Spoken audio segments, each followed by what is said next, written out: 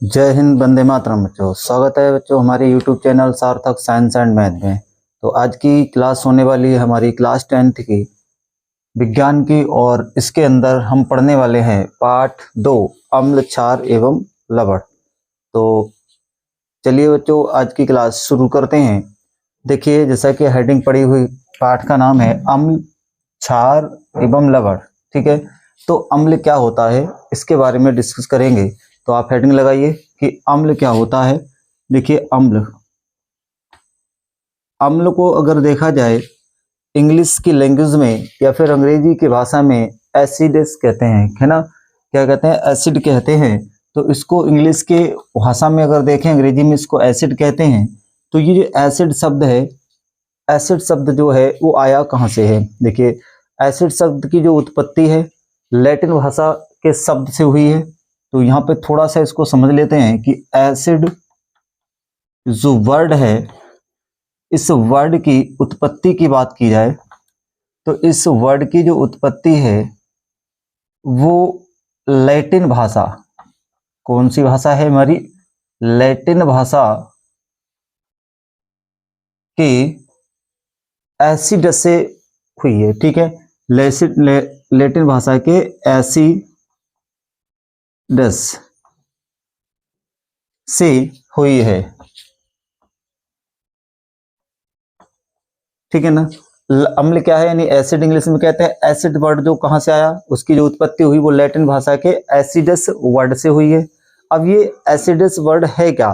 देखिए, जिसका अर्थ क्या होता है, यानी कि जो एसिडस है, या आप लिख सकते हो कि जिसका अर्थ होता है खट्टा।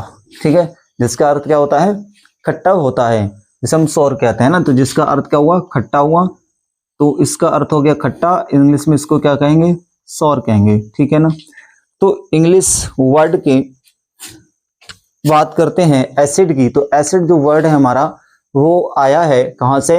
एसिडस शब्द से, जो कि एक लैटिन भाषा का वर्ड है। वहां से हमारी एसिड की उत्पत्ति हुई, और उस एसिडस का जो अर्थ है, हिंदी अर्थ देखा जाए तो होता है खट्टा। तो इसकी परिभाषा की अगर हम बात करें तो इसकी परिभाषा क्या बन जाएगी बच्चों? देखिए, परिभाषा का मतलब हो गया कि जब भाई अर्थ क्या हुआ? खट्टा हो गया। क्या हुआ? अर्थ क्या हो गया? खट्टा हो गया। यानी एसिड वर्ड जो है उत्पत्ति हुई है लैटिन भाषा के एसिडस वर्ड से, है ना। तो जिसका अर्थ होता है खट्टा। तो अर्थात हम कह सकते हैं कि इसकी जो परिभाषा बनेगी वो ये बनेगी कि वे पदार्थ या जो पदार्थ स्वाद में खट्टे होते हैं वो क्या कहलाते हैं? अम्ल कहलाते हैं। तो परिभाषा में क्या लिखना है कि वे पदार्थ जो स्वाद में खट्टे होते हैं,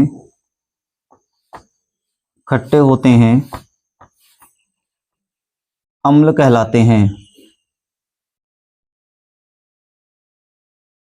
एक एक पॉइंट को क्लियर करना है बिल्कुल समझ के, ठीक है, रटना कुछ भी नहीं है।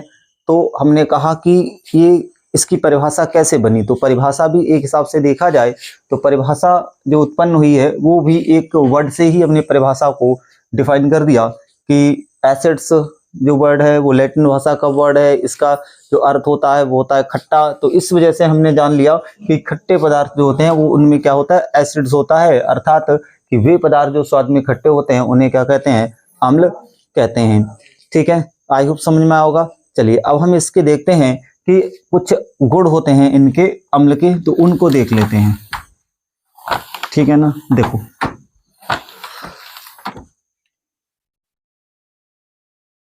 अम्ल के गुण।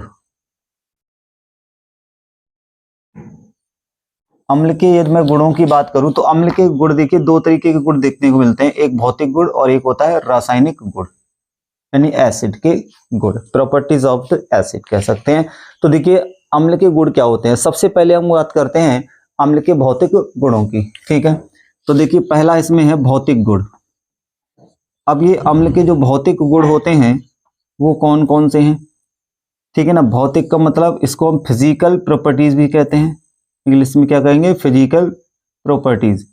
अब देखिए, भौतिक गुण के अंदर क्या आता है? भौतिक गुण वो होते हैं जो हमको दिखते हैं सीधे सीधे। ठीक है, जैसे हमने स्वाद को चखा, किसी भी पदार्थ को चखा, तो हमने कहा कि ये तो बहुत ही ज्यादा कड़वा है, हमने कहा बेटा ये तो बहुत ज्यादा खट्टा है ना, तो ये खट्टा मीठा ये सब टेस्ट जो है ना वो भौतिक गुण है किसी भी पदार्थ का, है ना। इसी प्रकार से नीला लिटमस क्या होता है, लाल हो जाता है। एक लिटमस पत्र आता है ना, जो फिर उसको अम्ल के साथ डालेंगे तो नीला लाल हो जाता है, और जब क्षार होता है ना, क्षार के संग डालेंगे, क्षार की तो बाद में बात करेंगे, पहले आप अम्ल के गुणों की बात कर रहे हैं। तो अम्ल के गुणों में हम पढ़ रहे हैं कौन सा गुण, भौतिक गुण। ठीक है, भौतिक गुण की अगर इसकी बात की जाए तो देखिए इसके भौतिक गुण कौन कौन से होते हैं। नंबर 1, यानी कि ये स्वाद में खट्टे होते हैं, पहला तो गुण यही हो गया, स्वाद में खट्टे होते हैं। स्वाद में कैसे होते हैं, खट्टे होते हैं। ठीक है, दूसरा गुण की अगर हम बात करें तो ये नीले लिटमस पत्र को, नीले लिटमस पत्र को लाल कर देते हैं। ठीक है ना, नीले लिटमस पत्र को कैसा कर देते हैं, लाल कर देते हैं। नंबर 3 की अगर हम बात करें तो ये जब जल में इनको घोला जाता है ना, तो जल में ये कैसा देते हैं, जल में विलयन या जलीय विलयन में ये H+ आयन भी उत्पन्न करते हैं। तो ये तीसरा गुण इसका हो जाएगा कि ये जलीय विलयन में H+ आयन देते हैं। क्या देते हैं, H+ आयन उत्पन्न करते हैं या देते हैं। दूसरी चीज कि जो जलीय विलयन होते हैं उनमें विद्युत धारा प्रवाहित करना, यानी कि जो अम्लीय विलयन होते हैं, ठीक है, अम्लीय या अम्ल की उपस्थिति में कोई भी जलीय विलयन है वो कैसा होता है, विद्युत का सुचालक होता है। ठीक है, तो अम्लीय ही लिख देते हैं, चलो, अम्लीय जलीय विलयन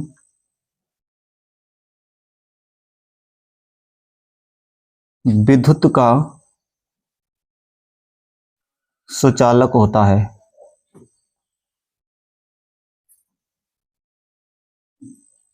ठीक है, तो ये हमारे कुछ फिजिकल प्रॉपर्टीज हो गए। कैसे हो गए, ये फिजिकल प्रॉपर्टीज हो गए। तो इन फिजिकल प्रॉपर्टीज के बारे में जाना। चलिए अब हम देखते हैं इसके केमिकल प्रॉपर्टीज, है ना। भौतिक गुण को फिजिकल प्रॉपर्टीज कहते हैं इंग्लिश में। तो पहला हुआ स्वाद में खट्टे होते हैं, यानी कि अब हम समझ गए कि जो अम्ल होते हैं ना, एसिड जो होते हैं ना, एसिड का मतलब है कि वो ऐसे पदार्थ जो खट्टे हों, और उनके भौतिक गुण किस तरह से हम प्रदर्शित करते हैं। भौतिक गुण की अगर हम बात करते हैं तो स्वाद में खट्टे होते हैं, पहला गुण नीले लिटमस को लाल कर देता है, जलीय विलयन में H+ आयन देते हैं, अम्लीय जलीय विलयन विद्युत का सुचालक करते हैं। तो इस तरीके से ये हमारे क्या हो गए, भौतिक गुणों की बात हो गई। ठीक है, अब हम चलते हैं कि इसके, देखिए देखते हैं हम दूसरा अपना पॉइंट कि अम्ल के रासायनिक गुण। अभी हमने पढ़ा कि भौतिक गुण क्या होते हैं, अब हम देखेंगे कि अम्ल के रासायनिक गुण कौन कौन से होते हैं। ठीक है, देखिए पहला गुण तो ये है इसके अंदर कि जब अम्ल जो होती हैं धातु से क्रिया करती हैं, क्या करती हैं, अम्ल जो है जब धातुओं से क्रिया करते हैं तो उसमें से हाइड्रोजन गैस उत्पन्न होती है, यानी गैस निकलती है या निष्कासित होती है। तो पहला गुण हो गया कि धातु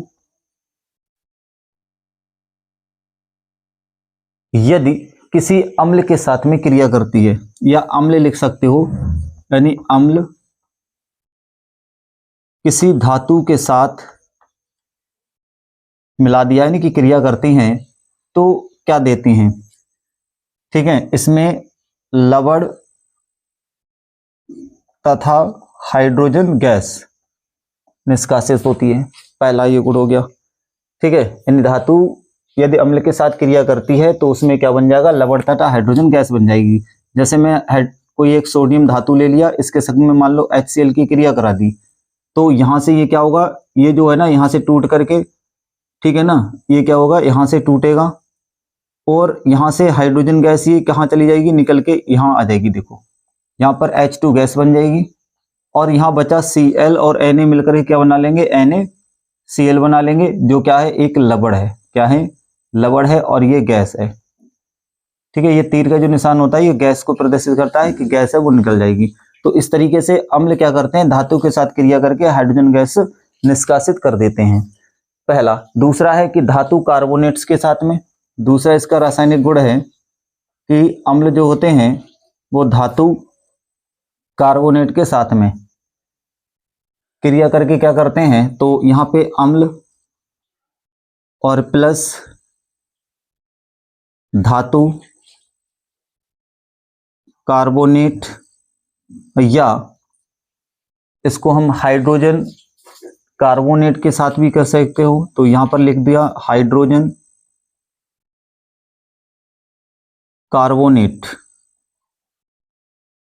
हाइड्रोजन कार्बोनेट के साथ जब क्रिया करते हैं तो उस कंडीशन में क्या बनता है, उस कंडीशन में बनता है CO2, यानी कि कार्बन डाइऑक्साइड गैस निष्कासित होती है।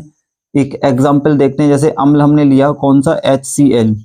मान लो तो कोई भी धातु सोडियम कार्बोनेट ले लिया, ठीक है, क्या ले लिया, सोडियम कार्बोनेट, या फिर हाइड्रोजन कार्बोनेट भी ले सकते हो, तो सोडियम हाइड्रोजन कार्बोनेट हो जाएगा। अब देखो HCl की क्रिया हो रही है, यहां से ये टूटेगा, यहां से ये टूटेगा, ठीक है।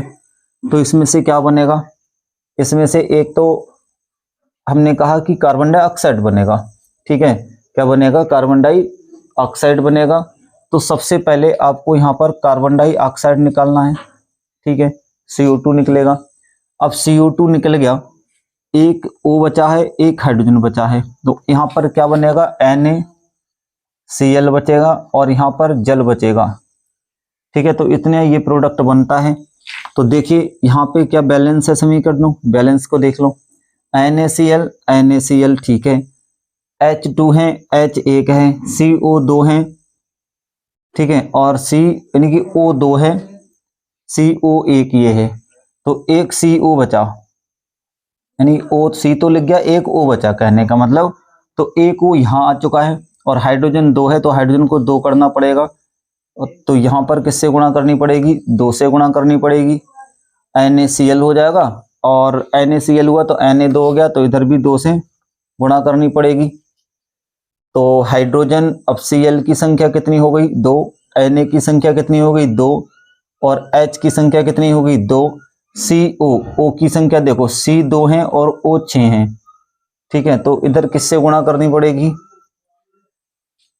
इधर अगर मैं 2 से गुणा कर दूं, इधर 2 से गुणा कर रहा हूं, तो O 4 हो गए और C कितने हो गए, 2 हो गए, C कितने हो जाते हैं यहाँ पे,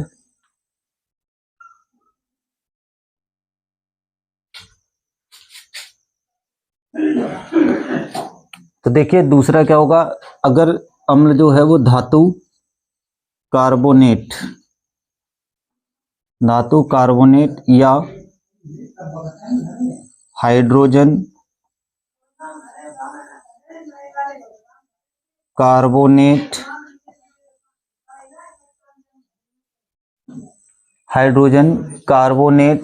के साथ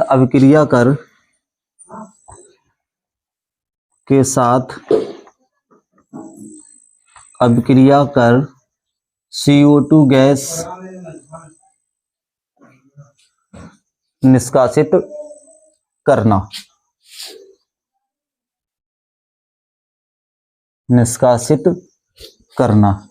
ये हमारा दूसरा इसका रासायनिक गुण हो गया। आते हैं तीसरे रासायनिक गुण पे। तो तीसरा रासायनिक गुण क्या होता है, कुछ धातु ऑक्साइड होते हैं जो अम्ल के साथ अभिक्रिया कर क्या करते हैं, लवण और जल बनाते हैं। तो यहाँ पे लिख सकते हैं कि कुछ धातु ऑक्साइड से अभिक्रिया करके, जो अम्ल होते हैं वो कुछ धातु ऑक्साइड से अभिक्रिया करके क्या बनाते हैं, हमारा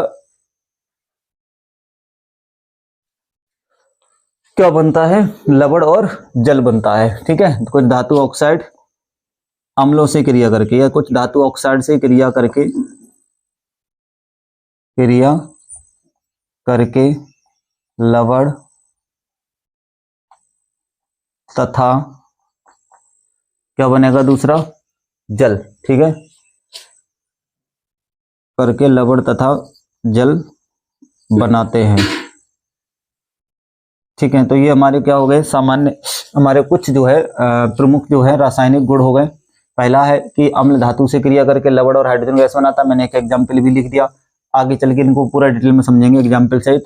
अभी थोड़ा इसको समझते हैं। धातु कार्बोनेट हाइड्रोजन कार्बोनेट के साथ जो अम्ल क्रिया करते हैं तो CO2 गैस निष्कासित करते हैं, और कुछ धातु ऑक्साइड के साथ अम्ल क्रिया करके क्या करते हैं, लवण तथा जल बनाते हैं।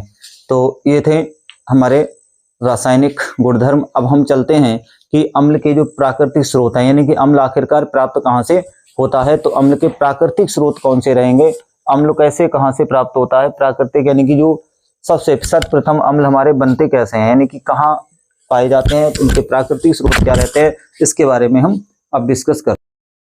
देखिए अम्ल के प्राकृतिक स्रोत, तो प्राकृतिक स्रोत कौन कौन से हैं अम्ल के, कहाँ से हमें अम्ल प्राप्त होता है। जैसे यहाँ पे हो गया नींबू, ठीक है, नींबू क्या है, एक हमारा प्राकृतिक स्रोत है जो प्रकृति की द्वारा, मतलब उस नींबू को बनाया गया है, प्राकृतिक है नींबू, इसलिए प्राकृतिक के अंदर भी क्या पाया जाता है, नींबू नींबू जो है, नींबू के अंदर क्या पाया जाएगा, हमारा अम्ल पाया जाता है। तो चलो मैं इसको यहाँ लिख रहा हूँ। तो देखिए पहला अगर हम प्राकृतिक स्रोत की बात कर रहे हैं तो वो है नींबू। अब नींबू के अंदर पूछ सकता है कि कौन सा अम्ल पाया जाता है, ठीक है, तो इस नींबू के अंदर जो अम्ल पाया जाता है वो होता है साइट्रिक अम्ल, ठीक है। मैं इसके नाम भी लिखाता चल रहा हूँ और इनको याद कर लेना, एग्जाम की दृष्टि से बहुत ही ज्यादा महत्वपूर्ण होते हैं। इनको कहते हैं हम साइट्रिक अम्ल, पहला, ठीक है। दूसरे अगर हम बात करें तो दूसरे नंबर हमारा जो स्रोत है वो टमाटर हो जाता है। टमाटर की बात कर लो, उसके अंदर भी कोई अम्ल होता है, और इस टमाटर के अंदर कौन सा होता है अम्ल, एस्कार्बिक अम्ल होता है। तो एस्कार्बिक अम्ल लिख सकते हो इसमें, एस्कार्बिक अम्ल, टमाटर के अंदर कौन सा, एस्कार्बिक अम्ल। चलिए इसके बाद तीसरे अगर मैं प्राकृतिक स्रोत की बात करूं तो वो आता है आपका अंगूर, ठीक है।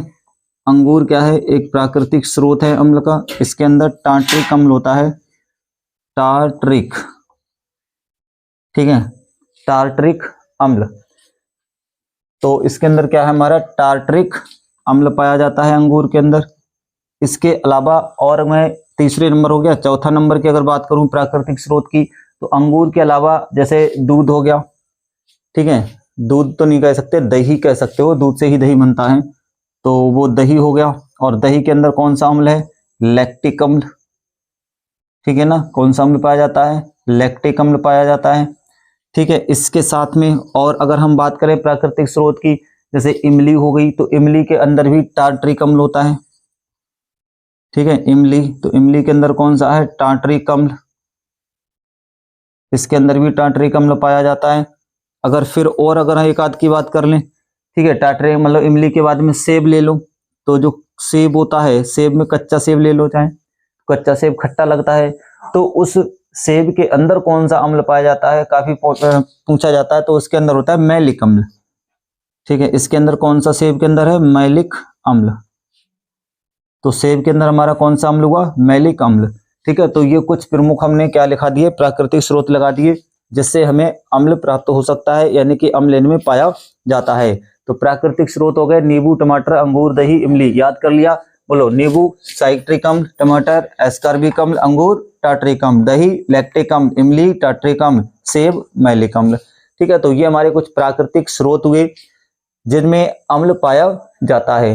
चलिए अब हम बात कर लेते हैं कि अम्लों के प्रकार। देखिए अम्लों के प्रकार की बात करें तो अम्ल हमारे 4 प्रकार के होते हैं। कितने प्रकार के होते हैं, 4 प्रकार के।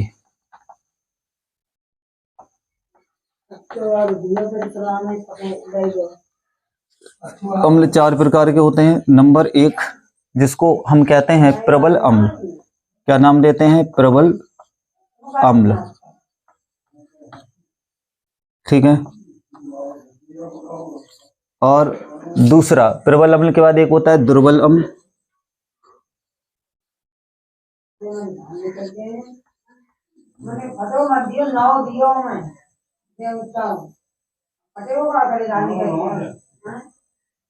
दुर्बल अम्ल। और नंबर 3 दुर्बल अम्ल के बाद में सांद्र अम्ल,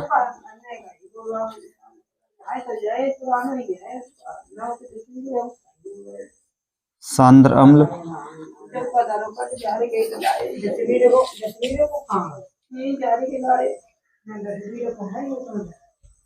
ठीक है, सांद्र अम्ल हो गया। और सांद्र अम्ल के बाद बात करते हैं हम तनु अम्ल। किसका?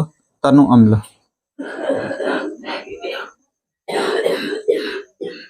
देखिए ये हमारे 4 प्रकार के क्या हो गए? अम्ल होते हैं। अब हम बात करते हैं कि प्रबल अम्ल किसे कहते हैं। प्रबल अम्ल कौन सा होता है? तो वे अम्ल जो जलीय विलयन में पूर्णतः क्या होते हैं? आयनित हो जाते हैं या फिर अपघटित हो जाते हैं ना, आयनित हो जाते हैं, उनको हम क्या कहते हैं? प्रबल अम्ल कहते हैं। तो वे अम्ल जो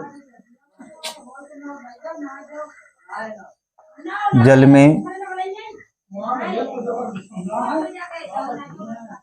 पूर्णतः आयनित हो जाते हैं।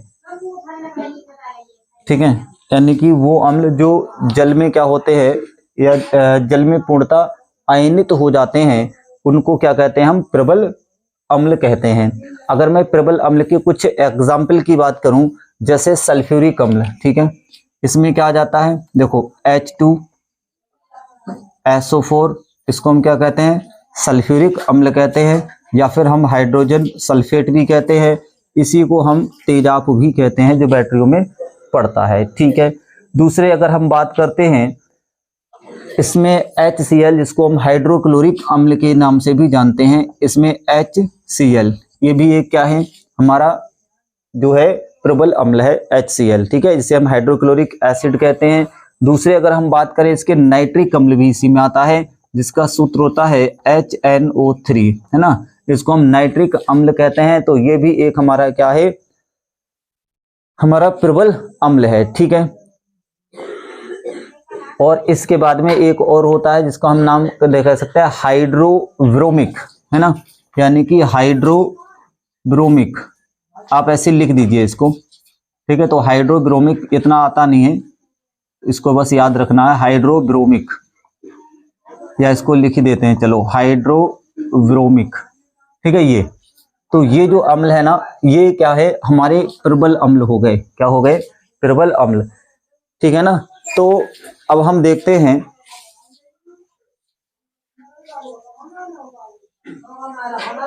इनके कुछ गुण होते हैं।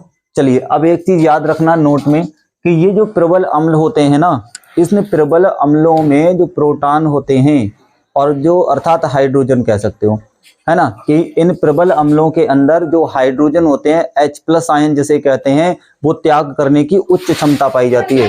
ये ध्यान रखना है बेटे। ठीक है, आप इसको नोट कर लेना कि जो प्रबल अम्ल होते हैं, उसमें H+ आयन त्यागने की बहुत ज्यादा उच्च क्षमता पाई जाती है। चलिए, अब देखते हैं कि दुर्बल अम्ल किसे कहते हैं। तो वे अम्ल जो जल में पूर्णतः विलय नहीं होते हैं, या आयनित ना होकर के आंशिक रूप से क्या होते हैं? आयनित हो जाते हैं, ऐसे को हम क्या कहते हैं? दुर्बल अम्ल कहते हैं। चलो इसकी परिभाषा लिखते हैं कि जो या वे अम्ल जो जल में पूर्णतः आयनित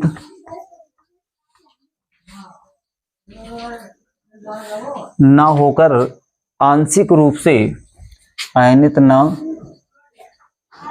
होकर आंशिक रूप से आयनित होते हैं,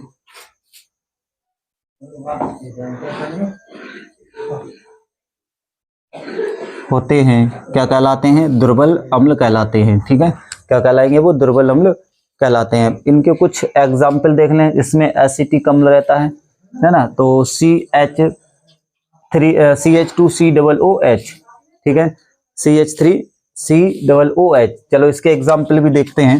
जैसे इसमें क्या आ गया? CH3COOH, ये क्या है हमारा? इसको हम एसिटिक अम्ल कहते हैं, है ना। तो एसिटिक अम्ल का फार्मूला है, एसिटिक अम्ल क्या है? एक प्रकार का दुर्बल अम्ल होता है। इसके बाद में फार्मिक अम्ल की बात कर लें, तो फार्मिक अम्ल भी इसी में आता है, HCOOH। ये फार्मिक अम्ल क्या हो गया? ये भी हमारा दुर्बल अम्ल हो गया। और अगर हम इसके अलावा बात करते हैं तो हाइड्रोजन सल्फाइड जिसको हम H2S कहते हैं, तो H2S भी क्या है, एक प्रकार का दुर्बल अम्ल है। ठीक है, H2S भी क्या है, एक प्रकार का दुर्बल अम्ल हो गया। अब यहाँ पे अगर हम बात करें दुर्बल अम्ल के अंदर की, तो देखिए इनमें क्या होता है, उसमें हमने कहा कि इसके अंदर क्या रहता है कि H+ आयन, ठीक है, H+ आयन की उच्च क्षमता होती है त्यागने की, वो होता है प्रबल अम्ल। और दुर्बल अम्ल में जो H+ आयन होते हैं, ठीक है ना, तो H+ आयन को त्यागने की ये उच्च क्षमता नहीं होती है, यानी पूर्णता त्याग नहीं करते हैं। H+ जो आयन होते हैं दुर्बल अम्लों के अंदर, हालांकि उसमें भी H+ आयन होते हैं और उसमें भी H+ आयन होते हैं, लेकिन जो दुर्बल अम्ल होते हैं वो H+ आयनों का पूर्णता त्याग नहीं करते हैं, जबकि उच्च प्रबल अम्ल के अंदर के H+ आयन जो होते हैं उनमें पूर्णता आयनों को त्याग करने की, यानी H+ आयनों को त्याग करने की बहुत ज्यादा उच्च क्षमता पाई जाती है। इस चीज का बेटे ध्यान रखना है। अब हम समझते हैं कि सांद्र अम्ल क्या होता है। ठीक है, तो सांद्र अम्ल की अगर हम बात करें तो देखो, जिसमें सांद्र क्या है, सांद्र का मतलब होता है कि जिसमें, यानी ऐसे अम्ल, ठीक है, या वे अम्ल, ठीक है ना, क्या लिख सकते हो, जिसमें अम्ल मतलब अधिक मात्रा में होता है और जबकि जल अल्प मात्रा में होता है ना, तो इस तरह से लिख सकते हो, जिसमें अम्ल अधिक मात्रा में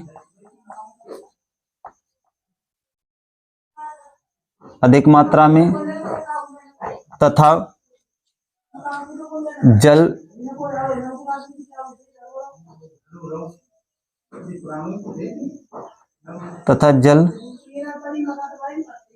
कम मात्रा में होता है, उसे हम क्या कहते हैं, हम उसे कहते हैं सांद्र अम्ल। ठीक है, तनु, तनु मानी होता है कम, सांद्र मानी अधिक। सांद्र का मतलब क्या होता है, अधिक, और तनु का मतलब होता है कम। तो जिसमें अम्ल कम है वो है तनु विलयन, और जिसमें अम्ल ज्यादा है, पानी कम है, वो है सांद्र विलयन।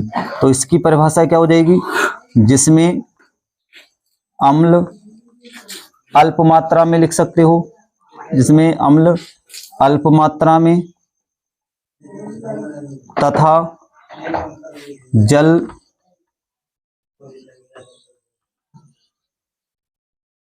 अधिक मात्रा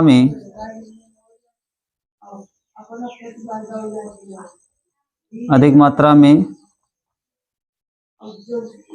होता है, उसको हम क्या कहते हैं, उसको बेटे हम कहते हैं तनु अम्ल। ठीक है, तो तनु अम्ल सांद्र अम्ल दोनों क्लियर हो गए।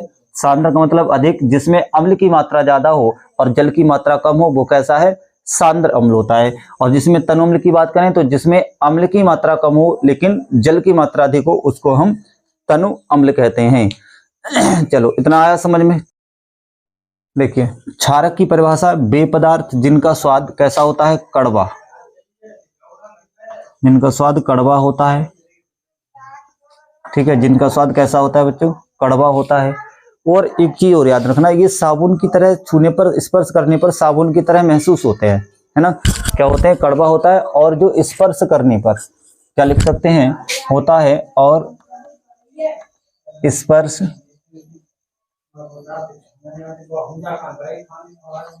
करने पर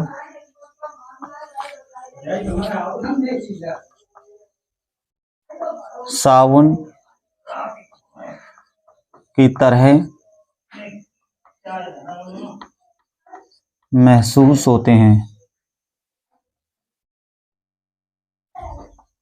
ठीक है, उन्हें क्या कहते हैं, हम क्षारक कहते हैं। क्या कहेंगे, हम क्षारक कहते हैं। अब हम समझते हैं कि क्षारक के जो गुण है, जिस तरह से अम्ल के गुण समझे, वैसे हम हेडिंग दूसरी लगाओगे, क्षारक के भौतिक गुण। क्षारक के भौतिक गुण, देखिए क्षारक के भौतिक गुण कौन कौन से होते हैं उनके बारे में हम डिस्कस करते हैं।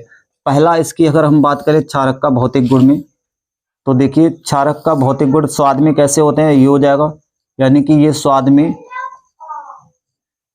कड़वे, स्वाद में कड़वे होते हैं। ये क्षारक का पहला भौतिक गुण हो गया। और दूसरी चीज वहां पे नीले लिटमस को लाल करता था, और ये क्या करेगा, लाल लिटमस को नीला करेगा, लाल लिटमस को नीला करता है या कर देता है। ठीक है, तो पहला गुण हो गया, ये हमारा क्या हो गया, दूसरा हो गया, और ये हमारा तीसरा भौतिक गुण हो गया। अब इसके बाद अगर मैं दो गए ना, तीसरे भौतिक गुण की बात करें तो ये जलीय विलयन वहां पर ओ मतलब H+ आयन देता था, अब ये जलीय विलयन में क्या देगा, OH- देगा। तो इसमें लिखना है जलीय विलयन में, ठीक है, ये क्या करता है, जलीय विलयन में या जलीय विलयन, इसका जलीय विलयन जो होता है वो OH- आयन देता है, आयन देता है। ठीक है, नंबर अगर मैं 4 की बात करूं तो ये जलीय विलयन जो होता है इसका जो विद्युत धारा प्रवाहित नहीं करता है, यानी कि ये विद्युत के कुछ अलग होते हैं, है ना। तो इनका जो जलीय विलयन है, इनका जो जलीय विलयन है वो कैसा होता है, वो विद्युत के कुचालक होते हैं। ठीक है, कैसे होते हैं, विद्युत के कुचालक होते हैं। चलिए अब हम समझते हैं कि क्षार के जो रासायनिक गुणधर्म होते हैं वो क्या होते हैं। देखिए क्षार के रासायनिक गुण की अगर हम बात कर लें, यहीं पे लिखते हैं।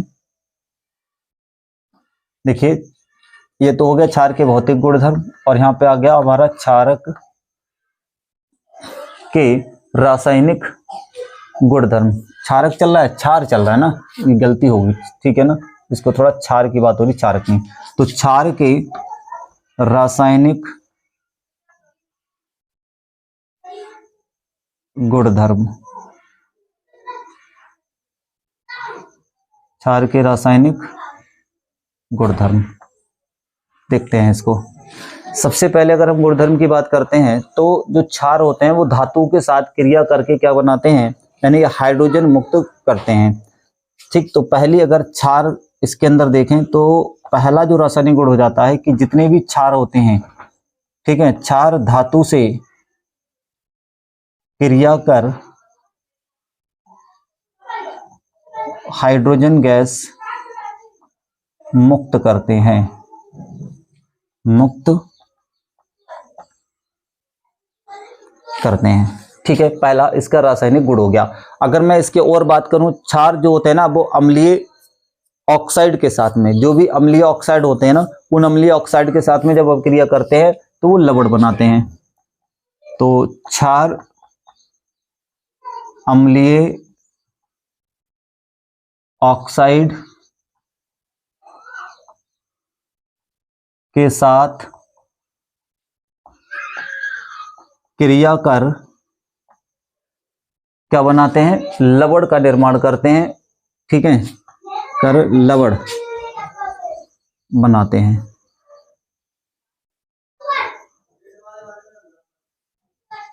क्या करते हैं, लवण बनाते हैं। ठीक है,